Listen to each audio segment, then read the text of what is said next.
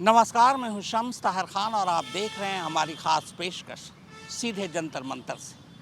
बच्चे अगर घर के बाहर हों तो घर में माँ बाप परेशान हो जाते हैं, पर ज़रा सोचिए, अगर देश का भविष्य ही सड़कों पर उतर आए तो फिर देश को कितना परेशान होना चाहिए। इस वक्त जंतर मंतर हम सबको उसी परेशानी का एहसास करा रहा है कि हमारे देश का भविष्य अपने भविष्य और उस भविष्य के सपने को लेकर कितना परेशान है कि कहीं उसके भविष्य का सपना मर न जाए। और सबसे खतरनाक होता है सपनों का मर जाना।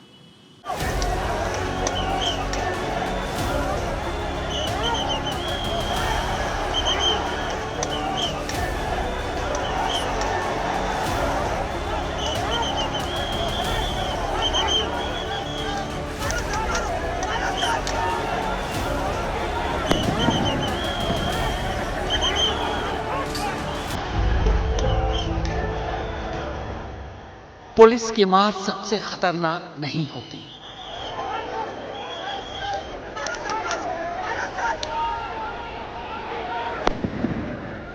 गद्दारी और लालच की मुट्ठी सबसे खतरनाक नहीं होती।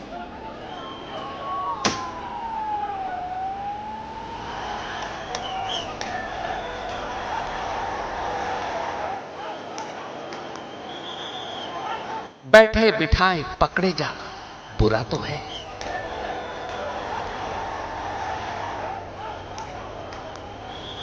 सहमी सी चुप में जकड़े जाना बुरा तो है, पर यह भी सबसे खतरनाक नहीं होता।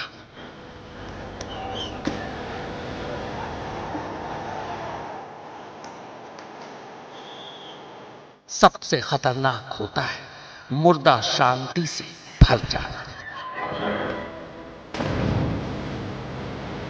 अरे स्टैम्पीड हो जाएगा, स्टैम्पीड हो जाएगा। सबसे खतरनाक होता है हमारे सपनों का मर जाना।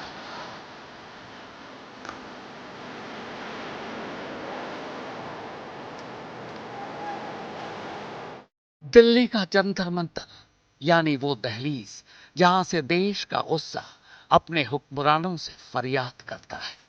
ये फरियादें दरबार के किस हिस्से तक पहुंचने में कामयाब होती है, इसी बात से फरियाद के कद और उसकी हैसियत का अंदाजा लगाया जाता है। लेकिन इस बार चोट थोड़ी गहरी है। इस बार जंतर मंतर पर गम और गुस्से का अजीब संगम है। किसी को छात्रों और आम लोगों का त्योहार देखना हो तो उसे जंतर मंतर का नजारा जरूर करना चाहिए। हर तरफ बस एक ही शोर है कि शायद इस बार कुछ ऐसा हो जाए कि फिर किसी बच्चे के सपने को एग्जाम के नाम पर कोई चुराने की हिम्मत न कर पाए। माँ बाप और उनके बच्चों के सपनों के हक में एक ऐसा कानून बन सके जिसके बाद हर बच्चे का मुस्तकबिल महफूज हाथों में। नाइंसाफी, बेईमानी और भ्रष्टाचार का सैकड़ों साल पुराना किस्सा नई पोशाक पहनकर एक बार फिर हमारे दिलों पर दस्तक दे रहा है। रगों में लहू बनकर उतर चुका इम्तिहान चोरों का कैंसर आखिरी ऑपरेशन की मांग कर रहा है। अवाम सियासत के बीज बोकर हुकूमत की रोटियां सेकने वाले नेताओं के भविष्य का फैसला करना चाहती है। यह गुस्सा एक मिसाल है कि हजारों छात्र जब एक मकसद के लिए एक साथ स्कूल कॉलेज से निकलकर गांधी के बताए आंदोलन का हिस्सा बन जाते हैं तो हिंदुस्तान का हिंदुस्तानियत पर यकीन और बढ़ जाता है।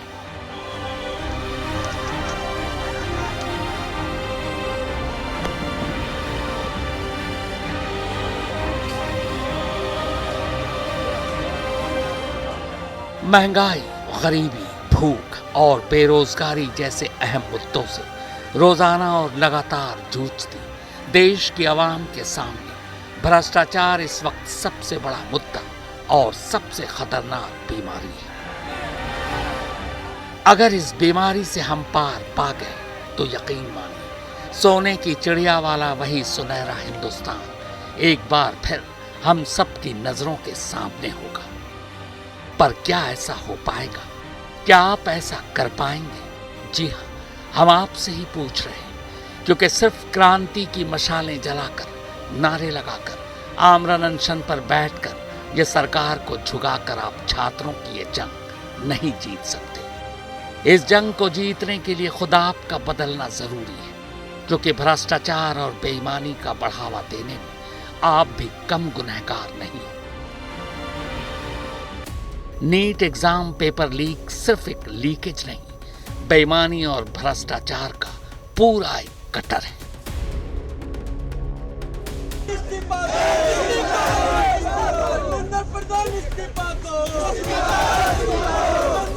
दिल्ली के दिल जंतर मंतर से शुरू हुआ इनकलाब उम्मीद की किरण जगाता है कि अपने देश को ईमानदार और भ्रष्टाचार मुक्त बनाकर हमारे भविष्य यानी नौजवानों का भविष्य बेहतर बनाने का हमारा सपना अभी मरा नहीं है। यह अलग बात है कि हक और ईमानदारी की बात करते हुए हम अपनी जिम्मेदारियों की चर्चा तक करना नहीं चाहते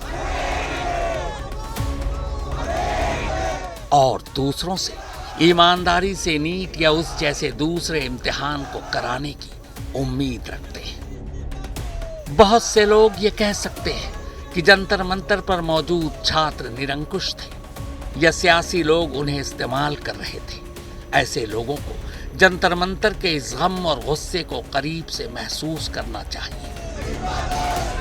यह भीड़ किसी वोट बैंक का हिस्सा नहीं, बल्कि उनकी है जो पूरे साल की पढ़ाई की मेहनत और अपने माँ बाप के सपनों के बार बार टूटने से तंग आ चुके हैं। अगर हम तंग आ चुके इन हजारों लोगों को किसी एक नाम से पुकारेंगे तो यकीनन वो नाम आंदोलन ही होगा। बाकी सब आजाद हैं अपने अपने हिसाब से इसे कोई और नाम देने के लिए।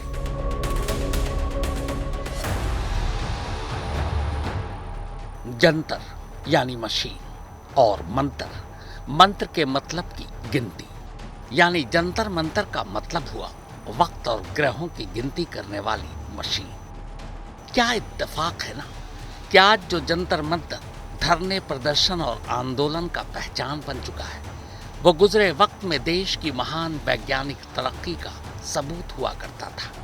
और ये भी क्या इत्तेफाक है कि 33 साल पहले 1993 में डूसू यानी दिल्ली यूनिवर्सिटी स्टूडेंट्स यूनियन ने पहली बार जंतर मंतर पर कोई बड़ा प्रदर्शन किया था। इसके बाद से जंतर मंतर वो जगह बन गई जो सबको जगह देती है, जहां लोकतंत्र सचमुच जिंदा नजर आता है। वही इस बार भी हो रहा है इसी जंतर मंतर पर क्यों?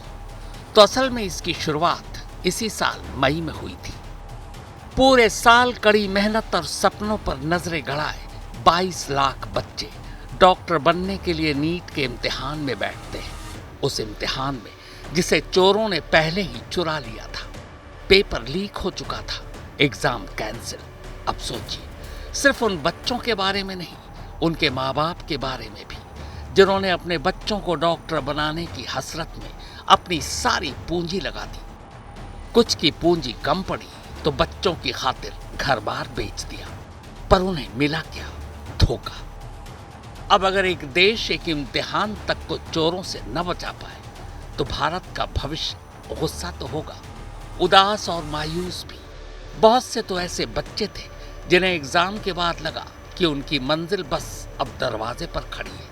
इम्तिहान ही इतना अच्छा गया था, लेकिन जब नीट चोरों के चोरी की दास्तान सामने आई तो ऐसे बहुत सारे बच्चे टूट गए। देश भर में 20 से ज्यादा बच्चों ने अपनी जान दे दी। सोचिए, सोचकर ही अजीब लगता है। जिंदगी का इम्तिहान तो समझ आता है, पर बच्चों का इम्तिहान भी जान लेता है। सबसे पहली बात तो ये है कि देखिए, जो स्टूडेंट है वो स्टूडेंट का दर्द समझता है। मैं भी एक स्टूडेंट हूँ, मैं एमए कर चुका हूँ अभी कंप्लीट, मैं पीएचडी की तैयारी कर रहा हूँ। तो मैं ये कहना चाहूँगा कि आंदोलन जो हो रहा है, सबसे पहले तो हमारे 90 से ऊपर पेपर लीक हो गए 10 साल में, छोटे बड़े सब मिला करके। पेपर लीक बिल्कुल नहीं रुक रहे हैं, चाहे यूपी में हो, चाहे केंद्र में हो, चाहे कहीं भी हो, जिसके कारण हमारे केवल तथाकथित आंकड़े में 17 छात्रों ने जान गंवाई है। जाने कितने छात्राओं ने जान गंवाई होगी। हम उनके इंसाफ के लिए और ताकि आगे ऐसा ना हो सके हमारे देश में, हमारा देश एक संजीदगी से पेश आए और अमन और चैन की ज़िंदगी बनी रहे। क्या करते हैं मैम, अ स्टूडेंट कोई लीडर का बच्चा मैम सुसाइड नहीं करता है, मेरे जैसे ही मिडिल क्लास फैमिली के बच्चे सुसाइड कर रहे हैं एग्जाम में। हम बदलाव एजुकेशन में चाहते हैं, हमें पॉलिटिक्स से कोई रिलेशन नहीं है। हम 18-19 इयर्स के हैं, हमारा पूरा फ्यूचर आगे जाने वाला, बहुतों की फैमिलीज डिपेंडेंट है इस पेपर पे, और ये पेपर कभी लीक हो रहा है, कभी यहाँ पे लास्ट ईयर जैसे था लोगों को पहुँचाए गए, इस बार लीक हो गया, कितने बच्चों ने सुसाइड्स करा। ये जो है आज आगे जाके सही कर दिया जाएगा, उन बच्चों की लाइफ वापस नहीं आएगी। ये बहुत इम्पोर्टेंट चीज़ है कि 20-25 बच्चे मर चुका है। ये नीट एग्ज़ाम ये प्राइवेट कंपनी को दिया है।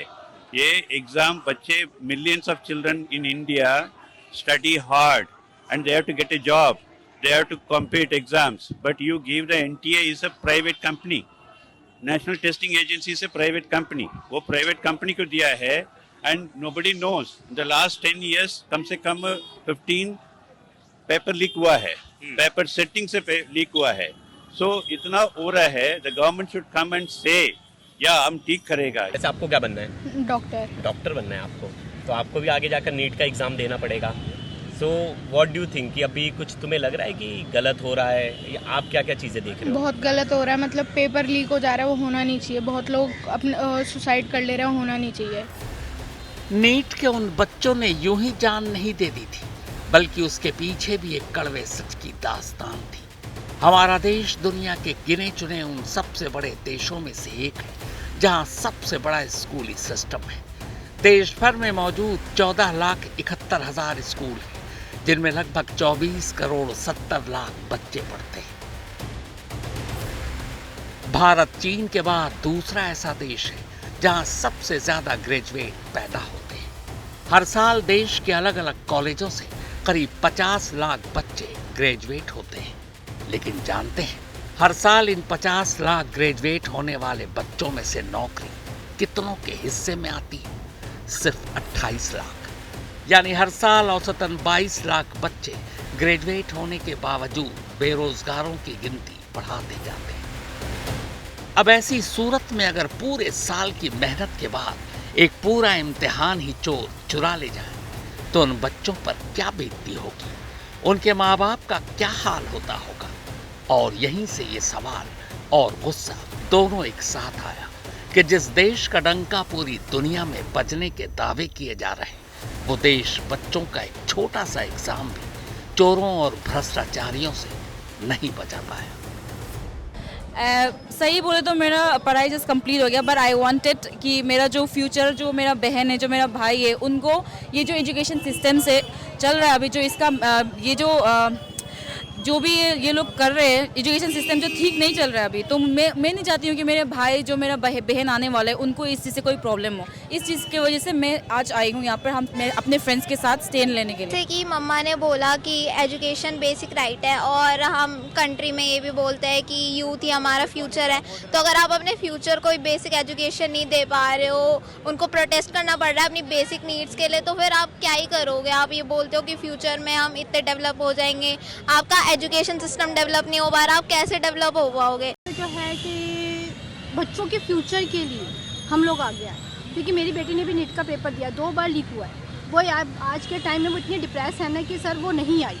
अच्छा, उसने भी नीट का पेपर दिया। जो पेपर लीक हो जा रहा है, कम से कम उसे तो कंट्रोल किया जाए, चलो मतलब रोक लगाई जाए। अगर आप नहीं कर सकते तो कम से कम कोशिश तो आप कर सकते हो ना, दिखना चाहिए कि आपने कोशिश किया, ठीक है। और सेकंड ये हो सकता है कि जो हमारे यहाँ जो बच्चे पढ़ते हैं, बेसिकली क्या है कि नीट तो पास हो गए, बट कॉस्टली इतना ज़्यादा हो जा रहा है आगे जाके कि एजुकेशन की मतलब सर्वाइव करना लोगों के लिए मुश्किल हो जा रहा है। डेमोक्रेसी की तुमने पूरी तरह से हत्या कर दी, और तुम हमारी बात सुनना ही नहीं चाहते हो। सोना वांगचुक को जिस तरह से तुम उठा के ले गए हो, क्या वो सही तरीका था? तो इस बात का हम अभी तक तो हम ये चाहते थे कि भाई सुने सुने सुने, लेकिन अब हम इस स्थिति में आ गए कि भैया आर पार की स्थिति होनी चाहिए। बहुत हुआ, अब इसके आगे सहन शक्ति बची नहीं। आप कंपेयर करते हो खुद को कि हम बांग्लादेश से ऊपर है, हम पाकिस्तान से ऊपर है, आप चाइना से खुद को कंपेयर करो ना। वो इतना बड़ा एग्जाम गाँव का जो वर्ल्ड नंबर 1 टफेस्ट एग्जाम है, वो इतनी अच्छी तरीके से कंडक्ट करा पाते हैं। आप 25 लाख बच्चों का नीट नहीं करवा पा रहे कंडक्ट, तो ये कैसा सिस्टम हुआ फिर आपका? मम्मी पापा ने अलाउ नहीं किया, लेकिन मम्मी पापा का ये कहना था कि तुम पहले पढ़ो, तुम अपने ये करो। लेकिन भाई सिस्टम है, हम उस सिस्टम में अभी आगे और बढ़ना है, जाना है। अगर ये सिस्टम अच्छा नहीं होगा तो हम कैसे फिर आगे जा पाएंगे? इस वजह से हम खुद झगड़ भान के आ गए। और एक मेरे पास एक पॉइंट है एक्चुअली, मैंने जैसे एक न्यूज़ पे देखा था एक्चुअली कि एक स्टूडेंट था जिसको 2 मिनट हो गया था, तो एग्जाम को वो नहीं बैठने दिया, उनको नहीं बैठने दिया गया है। तो ये तो देखिए कितना शेमफुल बात है। जो बंदा उतने टाइम से वो स्टडी कर रहा है, सब कर रहा है, तो उसके ऊपर क्या बीत रही होगी, उसके फैमिली के ऊपर क्या बीत रही होगी? तो ये तो एकदम शेमफुल एकदम चीज़ है। आई थिंक जो मिलेनियल्स हम जैसे नहीं कर पाए वो आज की यूथ करेगी, because they are not scared, और I think we have really push them to the corner. अगर हमने उनको इतना कॉर्नर में पुश कर दिया तो रेवोल्यूशन का स्पार्क तो वहीं से आएगा। तो सिस्टम से बहुत परेशान हूँ, और सिर्फ एक सीफा पे या एक रेजिग्नेशन से ये चीज़ नहीं बदलेगी। हमें सिस्टम में बहुत बड़े चेंज करने पड़ेंगे। एक जाएगा दूसरा आएगा, सिस्टम वही रहेगा। मेन जो हमारा रूट कॉज है इस प्रॉब्लम का, वो हमें सिस्टम में अमेंडमेंट करने पड़ेंगे, बहुत सारे रूल्स चेंज करने पड़ेंगे कि लोगों को अकाउंटेबिलिटी हो, प्लस उसमें ट्रांसपेरेंसी हो। बास वहाँ से स्प्रेड हो रहा था, हमारी पूरी आंखों में से पानी, हमारी सांसें पूरी बंद हो रही थी, समझ नहीं आ रहा था भागे दौड़े क्या करे करके। अगर इनको हमारे साथ यही करना था तो, और अगर उनको हमारे ऊपर मतलब यहाँ से ये प्लान है ना कि इन्होंने पहले ही तय करके रखा था कि पहले हम इनको यहाँ तक लेके आते हैं और फिर उसके बाद हम उन पे ये जानलेवा हमला करेंगे। हम टेररिस्ट थोड़ी ना, स्टूडेंट है, हम क्यों फेंकेंगे पत्थर वो लोग लेके आए थे और उन्होंने फेंके और फिर बाद में ये बोल दिया कि स्टूडेंट फेंक रहा है। वो उनका ऑलरेडी प्लान था कि ये सब उनको करना है और ये जो हो रहा है ये रुक जाए। कि जो प्रशासन है उसने बिना कुछ कहे लड़कियों पे लाठी चार्ज किया, पत्थरबाजी की यहाँ के लोगों पे। तो यहाँ पे सारे स्टूडेंट्स हैं, जो लोग भी हैं सरकार से परेशान लोग हैं, तो क्या ये सही है हम पे लाठी चार्ज करना, हम पे पत्थरबाजी करना जो हमारी प्रशासन ने किया है? जिस तरह से बर्बरता के साथ हमारे साथियों को मारा गया, हमारी बहनों को मारा गया, वो अशोभनीय था। और हमने उन्हें, जब हमारे साथियों को, हमारी बहनों को ये बर्बरता से मार रहे थे, उनको बचाने के लिए हम बैरिकेड के बाहर थे, वहाँ से कूद के उनके पास हम गुलाब का फूल लेके जा रहे थे और उन्होंने हमें फूल के बदले, फूल तो नहीं लिए लेकिन बदले में लठ मारी। मई में पेपर लीक के बाद बच्चे नाराज थे, उदास थे, गुस्सा थे, छोटे मोटे मंचों से अपनी आवाज उठाने की कोशिश कर रहे थे। पर तभी एक अजीब वाकया हुआ। देश की सबसे बड़ी अदालत की सबसे ऊंची कुर्सी पर बैठे भारत के चीफ जस्टिस के मुंह से एक शब्द निकला, कॉकरोच।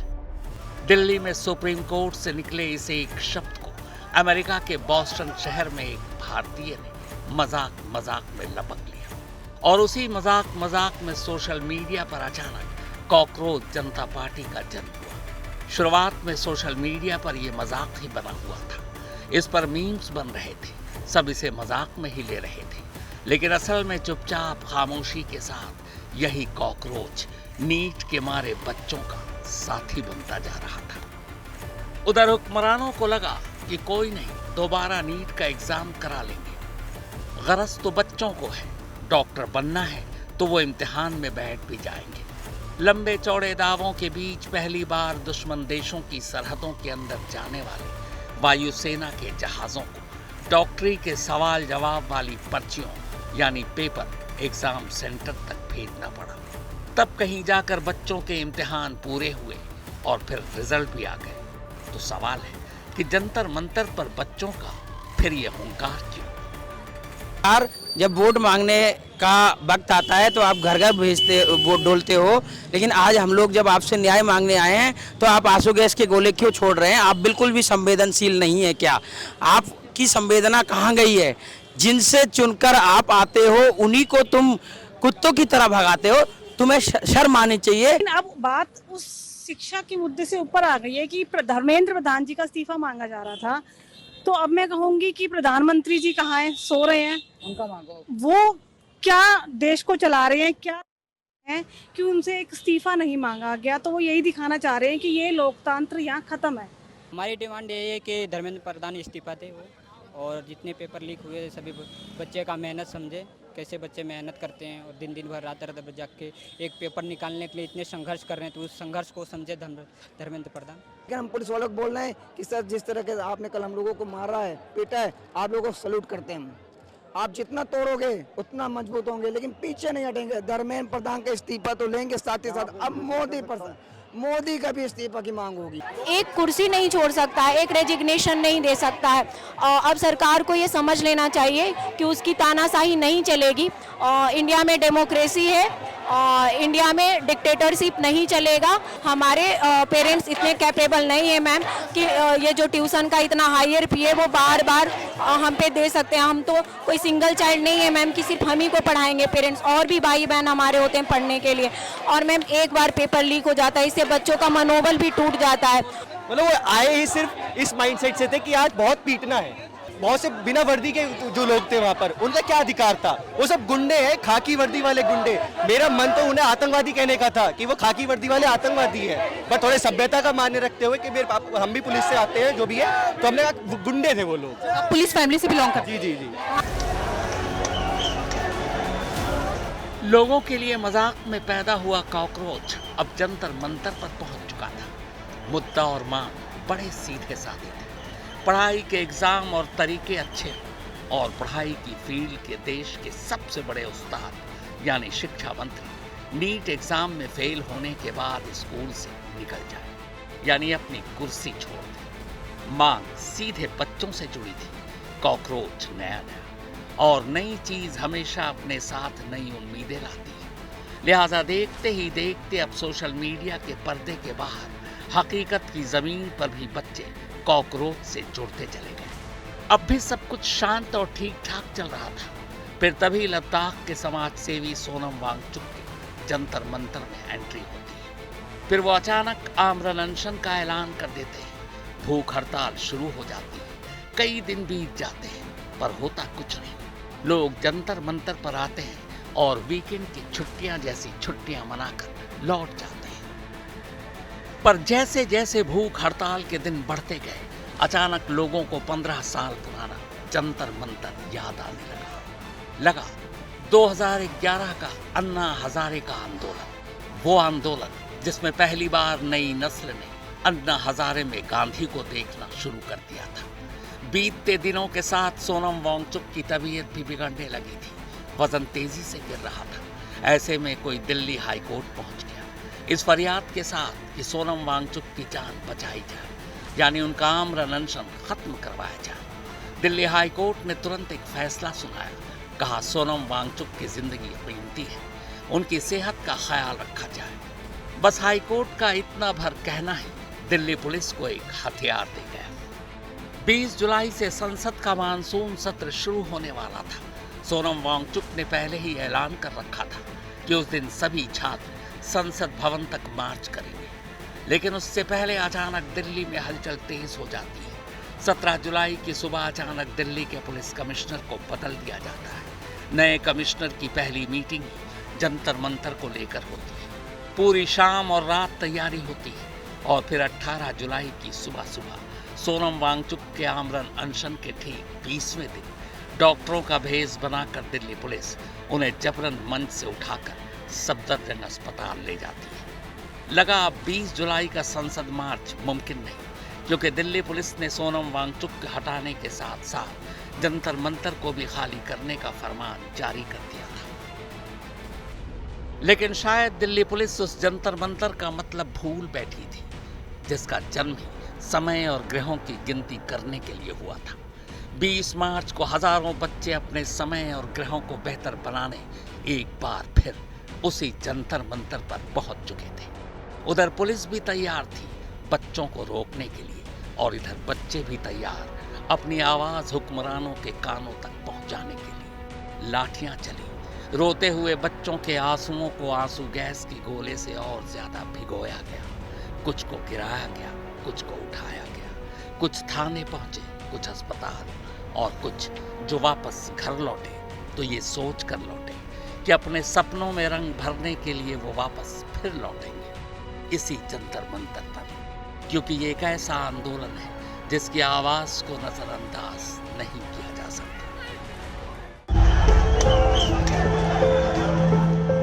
सबसे खतरनाक होता है मुर्दा शांति से भर जाना।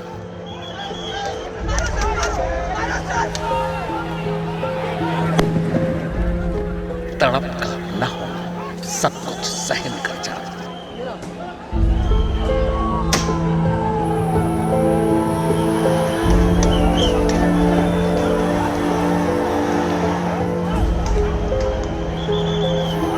घर से निकलना काम पर और काम से लौटकर घर आना।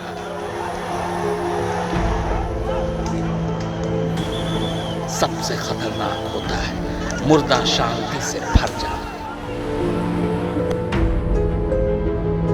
सबसे खतरनाक होता है हमारे सपनों